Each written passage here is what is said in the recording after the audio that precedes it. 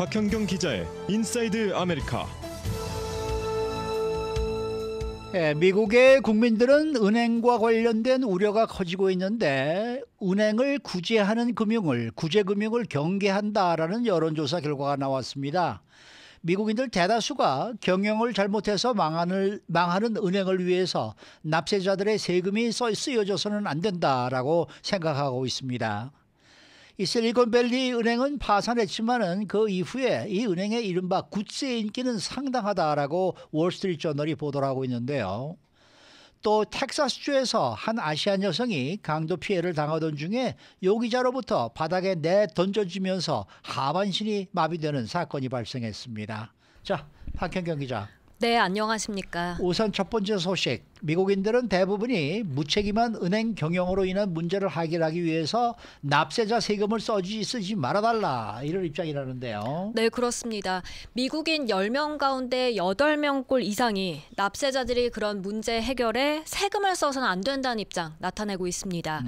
이건 로이터 통신이 여론조사기관 입소스와 함께 지난 이틀 동안 1000명 이상의 성인들을 대상으로 여론조사를 벌인 결과인데요. 그렇게 로이터 통신이 그 결과를 어제 전했습니다. 정확하게는 전체 응답자 84%가 그런 납세자들의 세금이 투입돼선 안 된다는 입장을 전했습니다. 특히 이건 뭐 공화당, 민주당 이렇게 할 것 없이, 그러니까 당 성향에 관계없이 응답자들이 이렇게 대답한 겁니다. 네.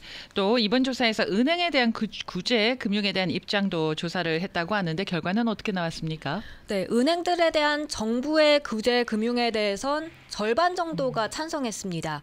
49% 미국인들이 찬성 입장을 밝혔습니다. 그런데 이와 관련해서는 당 성향에 따라 꽤 차이가 났는데요. 예. 공화당 성향 응답자들은 40%만 찬성했고요. 예. 반면 민주당 성향 응답자는 55%, 그래요? 과반이 찬성한다고 밝혔습니다. 저는 그 반대일 거라고 생각을 했는데 네. 공화당 성향 응답자들은 40%, 민주당 성향의 응답자가 55%로 나왔네요. 그렇습니다. 네. 이 로이터와 입소스는 약 10년 전에도 같은 여론조사를 벌였었는데 그때와 비교하면은 이번 조사 결과는 좀 어떤 변화가 있었습니까? 네, 10년 전 조사에 비해서 공화당 성향 응답자들 가운데 구제 금융을 찬성한다는 비율이 좀 더 늘어났습니다. 2012년에 조사가 이루어졌었는데요. 그때 2008년 금융위기 때문에 정부가 수천억 달러를 구제 금융으로 지불하고 그 여파가 좀 계속 있던 시기입니다. 그 당시 조사에선 공화당 성향 20%만 은행 구제금융을 지지했고요. 민주당 성향은 당시 53%가 구제금융을 지지한다고 답했었는데요. 그런데 한 10년 정도 지난 지금 이번엔 40%, 55% 이렇게 공화당 성향 찬성이 눈에 띄게 늘어난 반면 민주당은 뭐 조금 줄긴 했지만 그렇게 뭐 큰 차이가 나진 않았습니다. 이번 여론조사에서 또 알아본 것이 몇 가지 더 있다고 합니다. 구체적으로 어떤 걸 더 알아봤어요? 네, 이번 조사에서는 자신이 거래하는 은행이나 아니면 그 밖에 다른 은행들의 안전성, 얼마나 믿고 있는지, 신뢰하는지 알아봤습니다. 이에 응답자 68%가요, 상당히 신뢰한다고 대답했습니다. 그런가 하면 은행이 파산하기 전에 은행으로부터 이익을 얻은 그 주주와 임원들이 그 이익금을 예금자들에게 돌려줘야 하는지도 물어봤는데요. 응답자 77%가 돌려줘야 한다고 밝혀서 예. 사실 그 은행 주주 또 임원들의 책임을 강조하는 모습이었습니다. 예. 이 밖에 정부가 은행 예금을 보증하는 것에 대해선 대부분이 찬성했습니다. 네. 응답자 78%는 정부가 보장 한도 내에서 개인의 예금을 보장해야 한다고 답했고요. 70%는 정부가 기업들의 예금 역시 지원해야 한다고 입장을 밝혔습니다. 미국에서는 25만 달러 한도 안에서 정부가 예금을 보장하고 있습니다. 멤버 FDIC죠. 네. 네. 다만 응답자들은 정부 보증 한도 이상 돈을 예치하는 것에 대해선 개개인이 이 경각심을 스스로 가져야 할 필요가 있다고 강조했습니다. 네. 이 파산한 실리콘밸리 은행에 이 로고가 찍힌 상품, 이른바 굿즈가 중고 거래에서 큰 인기를 끌고 있다는 소식인데 이건 또 무슨 내용입니까? 네, 월스트리트저널이 어제 보도한 내용인데요. SVB는 무너졌지만 이 은행 로고가 찍힌 굿즈, 상품이 미친 듯이 팔리고 있다고 신문은 전했습니다.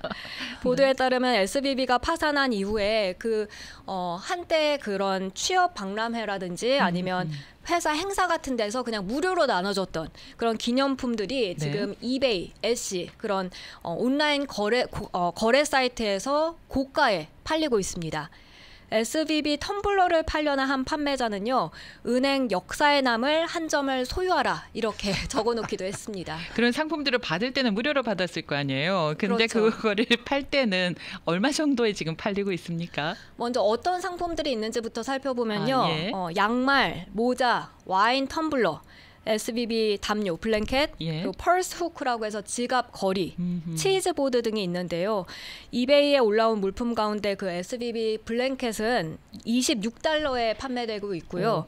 또 오늘 아침 모자는 $27에 올라와 있더라고요. 그리고 지갑 거리 같은 경우는 $12 50센트. 그런데 치즈보드는 $200에 판매되는 와우, 걸로 네. 나왔습니다. 그리고 취업 박람회에서 배포됐던 SVB 로고가 찍힌 그 카드보드 박스 최고 입찰가가 $201에 달한다고 신문은 어허. 전했습니다.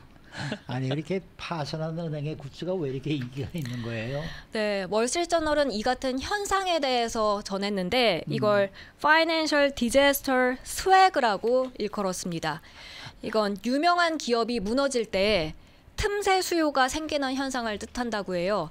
그러니까 그 기업 물건이 이제 더 이상은 나오지 않게 되니까 예. 그걸 소장하려는 수집가가 생겨나고 있다는 설명입니다. 아하. 그럼 이런 현상이 뭐 이번에만 있었던 거예요? 아니면 그 전에도 뭐 그런 일이 좀 있기는 있었어요? 그 전에도 있었더라고요. 아, 그래요? 네, 작년 11월 그 예. 글로벌 가상 자산 거래소 FTX가 파산했을 당시에도 그 FTX 관련 상품들이 뜻밖의 특수를 노렸다 하고요. 네.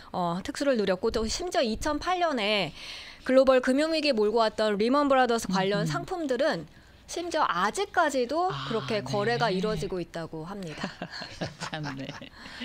자, 다음 소식입니다. 텍사스주에서 한 아시안 여성이 강도 피해를 당하던 과정에서 용의자로부터 바닥에 내던져지면서 하반신이 마비된 사건이 뒤늦게 알려졌죠. 네, 이 사건은 지난달 2월 13일에 텍사스주 한 쇼핑센터에서 발생했습니다. 이 휴스턴 경찰이 지난 10일에 이 강도 사건 그 영상을 공개하고 주민들의 용의자 검거에 적극적인 제보를 당부하면서 사건이 알려지게 됐는데요. 휴스턴 경찰에 따르면 피해 여성은 당시 오전 11시 반쯤 화날 때 쇼핑센터 앞을 걸어가다가 강도 피해를 당했습니다. 팍스뉴스와 뉴욕포스트 등은 이 피해자가 올해 44살의 누웅쯔엉, 그러니까 베트남계죠. 네. 누웅쯔엉이란 여성이라고 전했는데요.